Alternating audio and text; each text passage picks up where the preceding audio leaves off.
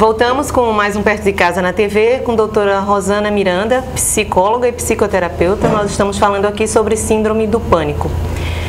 Doutora, essa situação que nós vivemos hoje, dentro dessa sociedade que é uma correria, todo mundo em busca de trabalho e de ter mais, e de que leva todo mundo a essa ansiedade, esse estresse diário, né? Que cada dia mais a vida cobra de que as pessoas tenham e que trabalhem, e que isso... Até que ponto isso favorece para que as pessoas tenham essa síndrome do pânico? Eu gosto de dizer que nossa contemporaneidade é o terreno perfeitamente fértil para o florescimento do pânico, né? Embora que o pânico não seja, com este nome sim, com este nome que a psiquiatria deu, ele é algo relativamente novo, mas a angústia do sujeito diante da morte, ela existe desde sempre, porém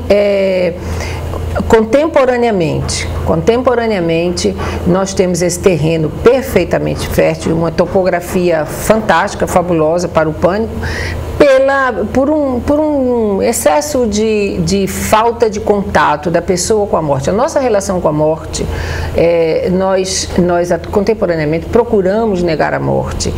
A morte foi afastada dos nossos olhos. Ninguém morre mais em casa, praticamente. Não se fala na morte.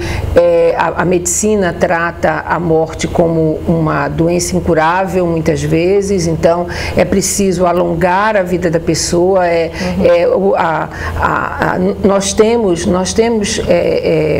e eu não estou só quando eu falo isso, não é uma opinião pessoal, mas é a opinião de pessoas que estudam e se debruçam sobre esse aspecto social. Nós temos a ideia de que a tecnologia, todo o aparato tecnológico que a medicina traz, e quando eu falo medicina, eu falo em todas as formas de cuidar, não somente na medicina como enquanto universidade de medicina, faculdade de medicina, né, em todas as formas de cuidar. Então nós temos a tecnologia como hoje a tecnologia médica como um asseguramento de que a vida vai se alongar. Pode tudo, né? Que a vida pode tudo. E também nós vivemos no que os sociólogos já chamaram de cultura, e chamam de cultura do narcisismo. Nós vivemos muito, hoje em dia, desprovidos de interioridade. Nós olhamos muito pouco para dentro. E veja, e nos contentamos com a imagem e é próprio do ser humano olhar para dentro. Pan, por exemplo, que vivia nos pastos se praticava o ócio. O que era o ócio? O ócio era contemplação fértil, era aquele pensamento que deixava o sujeito em estado de contemplação, em estado de templo, em estado de oração, para que internamente pudesse ser produzida novos sonhos, novas realidades, novas buscas.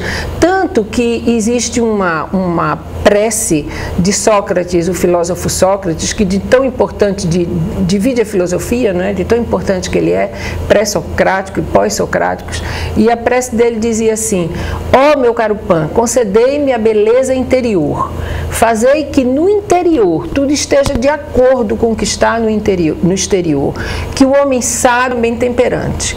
Era isso que a prece dizia, ou seja, um equilíbrio entre interioridade e exterioridade. Esse equilíbrio, eu diria, está praticamente perdido, porque a pessoa pode se sentir, tal como o Pan, trevosa, a pessoa se sentir interiormente, digamos, insegura, mas deve mostrar uma imagem, né, que se adeque a essa sociedade de brilho, a essa sociedade, né, que cada vez mais exige a perfeição da imagem que vê, que toma a imagem pelo real, toma a imagem pelo que às vezes não é.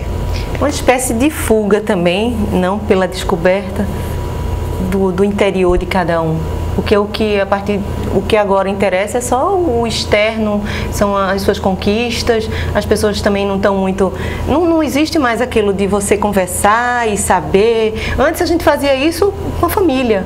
Sentava e cada um sabia e procurava ver o problema do outro e tal. Hoje parece que ninguém tem mais tempo para isso. Não, fazia isso com família, sentava-se em volta da mesa, sentava-se na calçada, né, conversava-se com os vizinhos. Isso. Não é? Hoje, para cumprimentar alguém é uma dificuldade, porque cada um é por si e o que eu observo parece que um monte de zumbi, cada um com seus objetivos na cabeça e objetivos praticamente, né, externos, voltados para o externo.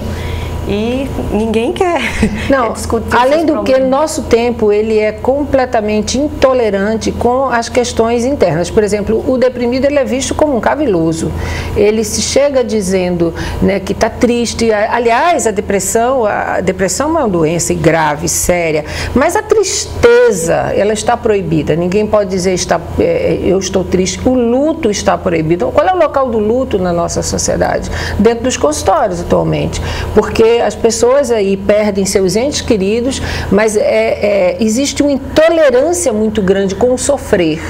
Então, cada vez mais as pessoas vão perdendo esse contato com o interior e em algum momento esse sofrimento, essa dor, esse medo, esse terror, inclusive, de se sentir internamente frágil, internamente, como o ser humano né, passível de todos os acometimentos, mas que a exigência é de que mostre um brilho, um poder, uma capacidade, enfim, né, um nível de exigência com o viver e uma cultura que diz não basta ser, tem que parecer, você tem que ser forte, você tem que ter determinadas respostas.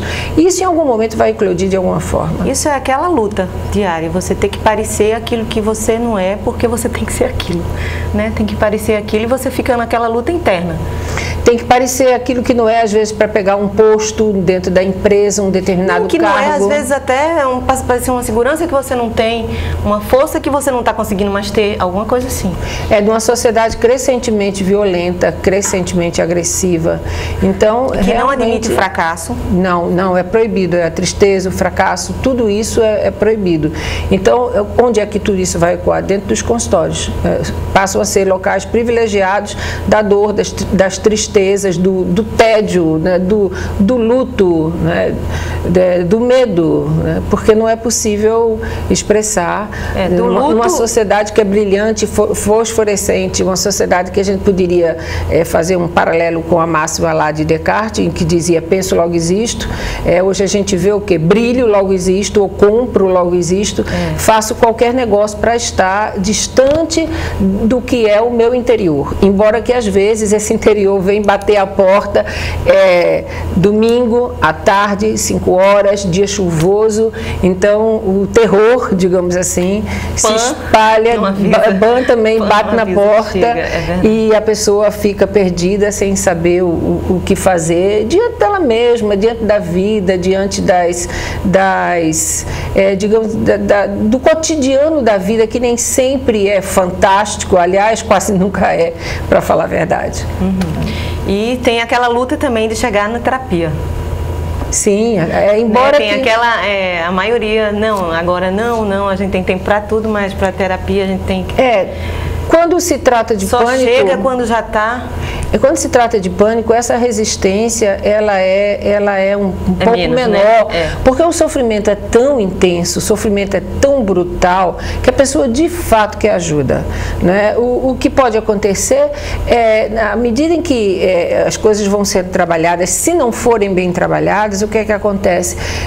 Elas já têm um diagnóstico, às vezes um diagnóstico até tranquiliza. Não, eu tenho pânico, eu não vou morrer, não vai morrer de pânico, mas a morte continua aí, a morte continua nos rondando a cada hora, né? Então, no caso de um trabalho, se ele for bem conduzido, não, ela vai fazer disso possivelmente um salto, uma possibilidade de um salto para uma vida melhor. Mas o risco é de que, uma vez os sintomas paralisados, uma vez os sintomas silenciados, de que a pessoa pare e não faça faça do pânico um motivo de crescimento para a vida, né? Que se acomode naquela nova realidade que conhece, na angústia sedada, por exemplo, e não cresça com a vida, não aprenda o que a vida tem de tão bonito para ser vivido, né?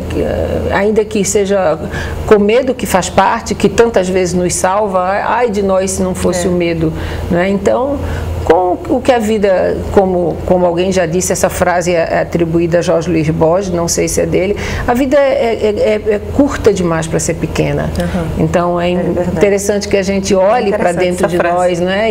E esteja em dia com os nossos projetos, que a gente possa na vida tematizar qual é o nosso projeto de vida, que a gente possa fazer valer, que a gente possa, sobretudo, dar à luz aquilo que nós somos. Essa é a função de um bom trabalho psicoterápico. Doutora Rosana, se eu tenho, por exemplo, um ataque de pânico que eu começo a ser tratado só na terapia, existe a possibilidade de não entrar para o medicamento? Veja, há um estudo italiano que diz que as pessoas que tiveram, eu tenho experiência assim no meu consultório de pessoas que tiveram um ataque por muito pouco tempo, e por muito pouco tempo porque alguém identificou, ou um psicólogo amigo, ou um médico amigo encaminha para um trabalho psicoterápico. Há esse estudo que mostra que com menos de um ano é possível tratar sem a medicação. E eu tenho essa experiência. Agora, é importante dizer que eu não me furtei a indicar. Essa pessoa foi encaminhada para ser medicada, e em conversa com o médico tentaram realmente ver se poderiam conduzir o trabalho sem a medicação, e isso aconteceu com sucesso. Bom, gente, vamos terminando o programa por aqui. Agradeço a doutora Rosana Miranda. Obrigada também, Tassiana. De nada, espero que tenha sido uma entrevista esclarecedora para todos. E quero dizer também que a doutora Rosana estará escrevendo sobre isso na nossa próxima edição, a 15ª edição da Perto de Casa. Vocês aguardem. Obrigada, doutora Rosana. Obrigada.